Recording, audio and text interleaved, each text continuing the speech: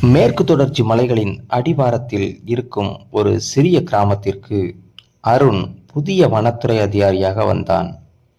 நகரத்தில் வளர்ந்த அவனுக்கு அந்த மலைகளும் அடர்ந்த காடுகளும் அங்கே வாழும் பழங்குடி மக்களும் புதுமையாக இருந்தனர். ஒரு நாள் காலை காட்டு எல்லைப் பகுதியை ஆய்வு செய்ய அவன் தனியாகச் சென்றான். மழை பெய்து முடித்திருந்ததால் காடு முழுவதும் பசுமையாக இருந்தது. பறவைகளின் சத்தம், ஓடும் நீரின் ஓசை, குளிர்ந்த காற்று அனைத்தும் அவனை மயக்கின. அப்போது திடீரென அருகிலிருந்த புதரிலிருந்து ஒரு பெண் வெளியே வந்தாள். கருமை நிற நீண்ட கூந்தல், எளிமையான பழங்குடி உடை, கண்களில் ஒரு வித்தியாசமான ஒளி. அவளை பார்த்தவுடன் அருண் சில நொடிகள் பேச முடியாமல் நின்றான். "யார் நீங்கள்?" என்று அவள் எச்சரிக்கையுடன் கேட்டாள். "நான் அருண், வனத்துறை அதிகாரி. நான் மல்லி." அதுதான் அவர்களின் முதல் சந்திப்பு. மல்லி அருகிலிருந்த பழங்குடி குடியிருப்பை சார்ந்தவள். அவளுக்கு காட்டு வழிகள் அனைத்தும் தெரியும்.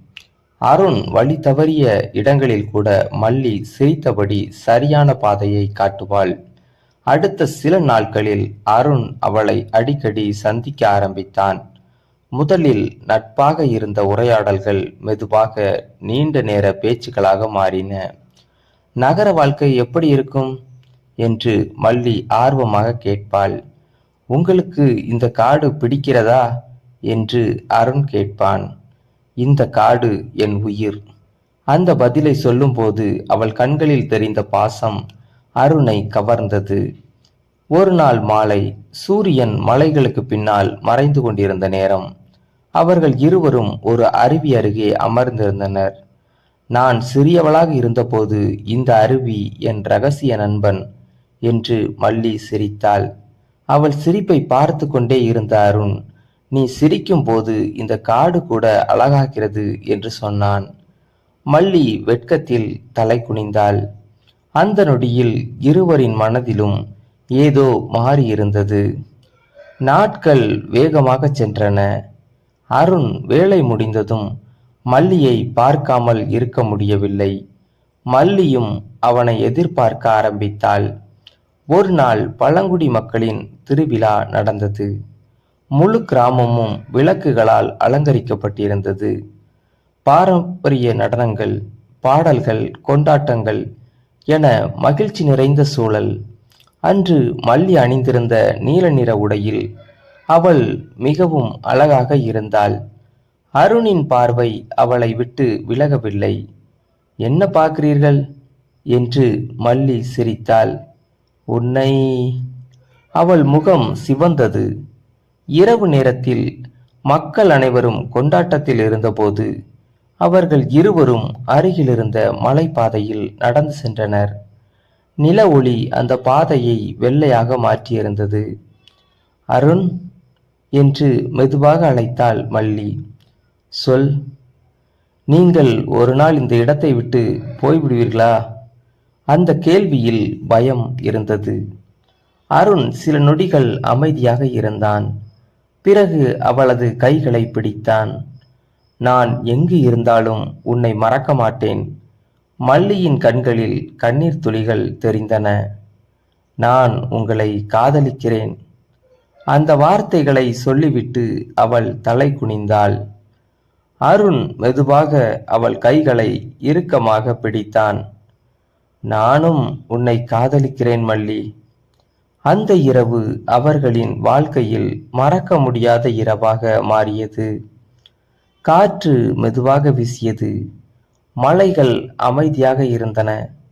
இரண்டு இதயங்கள் மட்டும் புதிதாக காதலில் இணைந்திருந்தன. ஆனால் அவர்களின் காதலுக்கு ஒரு சிக்கல் இருந்தது. அருண் நகரத்தை சார்ந்தவன், மல்லி பழங்குடி சமூகத்தை சார்ந்தவள். இந்த உறவை பலர் ஏற்க விரும்பவில்லை. மல்லியின் குடும்பத்தினரும் ஆரம்பத்தில் எதிர்த்தனர். "அவன் நம்ம மாதிரி இல்ல" என்று அவளது தந்தை கூறினார். ஆனால் மல்லி உறுதியாக இருந்தாள். அதேபோல் அருணும் பின்வாங்கவில்லை.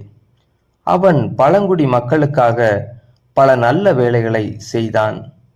குடிநீர் வசதி, பள்ளி உதவி, மருத்துவ முகாம்கள் என பல திட்டங்களை கொண்டு வந்தான்.